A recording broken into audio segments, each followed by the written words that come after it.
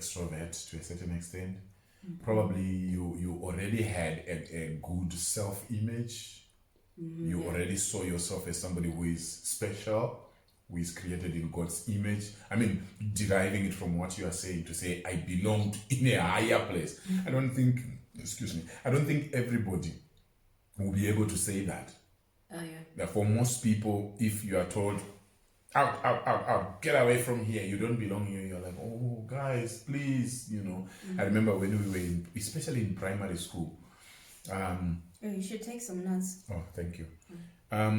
So I remember when we were in primary school, you will be playing with others, whether at school or at home, and then somebody says, I'm no longer going to play with you. I'm no longer going to play with you. Maybe you will have injured their ego somehow. Maybe you have said something they didn't like, or you took something they were playing with and it broke. So they say, I will not play with you again. And because you want someone to play with, you immediately start asking for forgiveness. I'm sorry. I say, no, I will not forgive you. They really want to put you under pressure so that you really humble yourself. Such things would happen.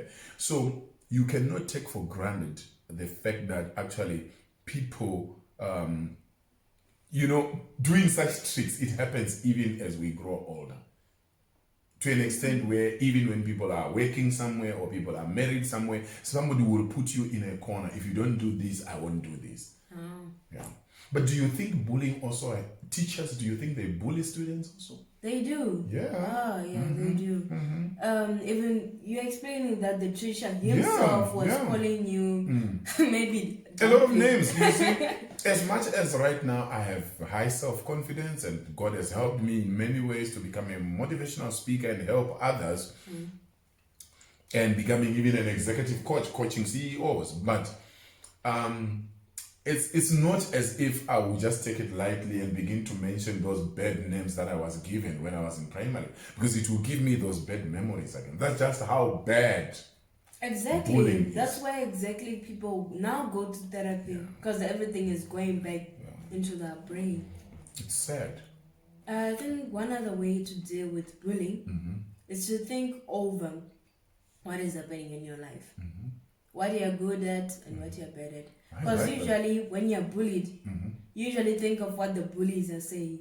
Right. You think of, for example, other personalities, they think of fighting in their head. Oh, yeah. They just say that when I come back tomorrow, or they just say that in their imaginary world, they would have said this and that and that. Yeah. But in real life, that doesn't happen.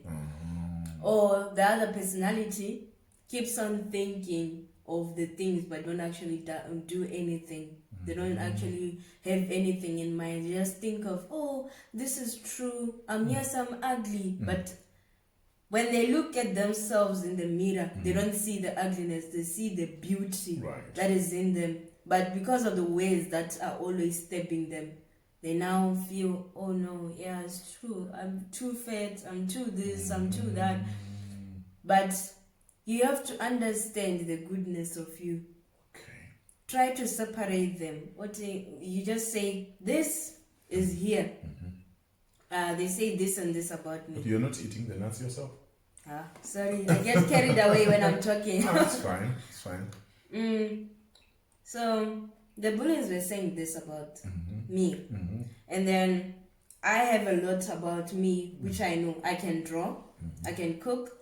Even if I haven't found my talent yet, but I'm good at my schoolwork. I'm doing good in football. Or maybe you're not doing good in schoolwork, but you're good at drawing.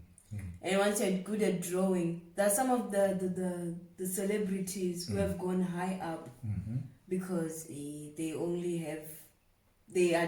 doing good in the talents they have, not necessarily in their schoolwork. Yeah. So they can be bullied because of their not being good in schoolwork, but they say that, you know what, I'm good at drawing, I'm good at this, I'm good at this. And they say that I'm not beautiful, but I have beautiful ears. Better than that bully himself. He has ears like a fox. I like that. So you keep on listing those, and now you realize that, you know what, excuse me. Yeah. Excuse me.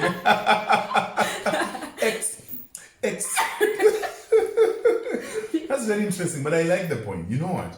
That's exactly what happened to me. I was not good in football. I think I had the skills, but the fact that I had a big body and I was being mocked, I could not run and become a good footballer. But in school, I was quite intelligent. Oh. So I then decided to take advantage of that intelligence and become top of my class. And I made it a point. Thank God for my father. My father is my hero. May his soul rest in peace. Mutoko, teacher Mutoko. He was a great man. So he instilled in us as a family, his children. He always told us that I was always number one in class. We didn't have evidence, but we believed him. He said, I was always number one in class. How come you can be number two in class? You know, for others, it didn't matter. Some people would be number 10, they didn't mind. I remember one time I was number 6. Anyway, we'll talk about that another day. I was number 6 and I cried. Why? Because my father told me, you must be number 1. That person who is becoming number 1 in class, do they have 2 heads? That's what he would ask. So I saw that, okay, I may not be good in football, but I'm very good at drama. Okay. I'm very good at debate.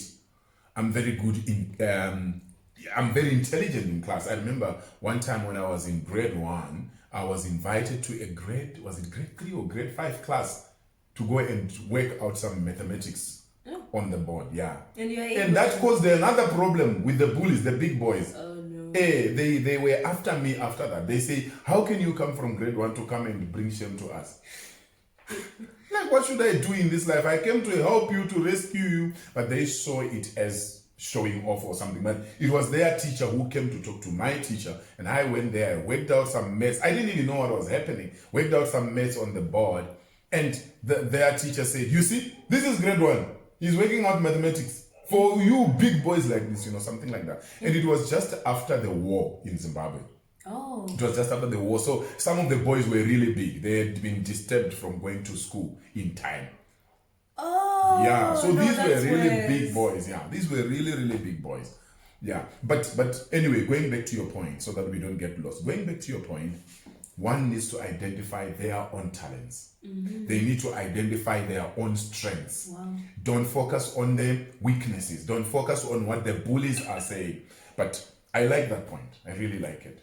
I also like the point where you're saying that they should find their talents. Yeah.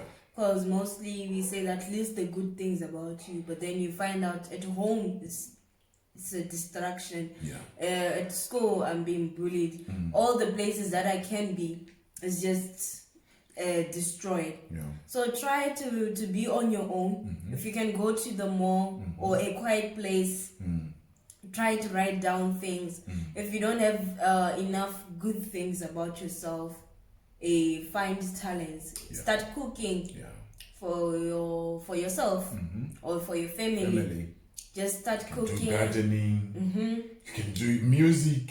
Yes. Who knows? Maybe tomorrow you will become a great artist. True. Rather than you that's crying. Especially, you know, at school, many people are not good at school. And sometimes our education system also is a bit warped. Because we expect every child to pass algebra and all those things, you know. But it's not everybody who is going to pass those. Yeah. Yeah. And if you want to get political about it, you ask yourself, okay, fine. After passing algebra, where else do I use it?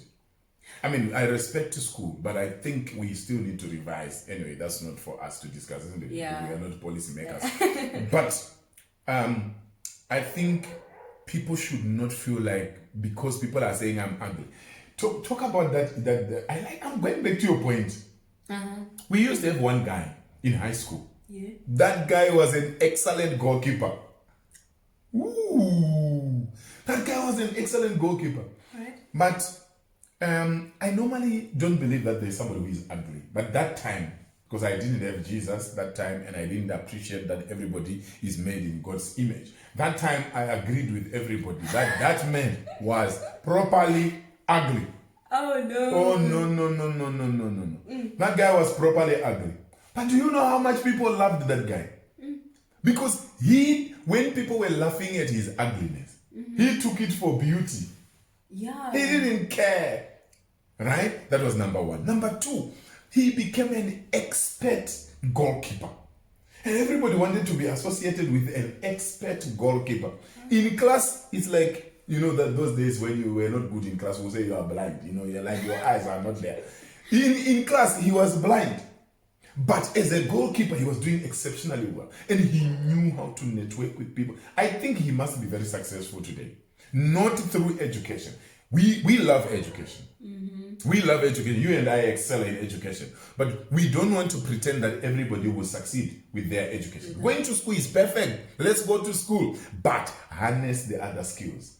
Harness the other talents. That guy managed to harness his other talents and he was doing exceptionally well. I don't ever doubt that even today he's doing extremely well. He never saw his ugliness as something that was supposed to stop him. In fact, in Zimbabwe, there is even a competition for ugly. Mr. Ugly. Yes, there are people who win the championship for ugliness.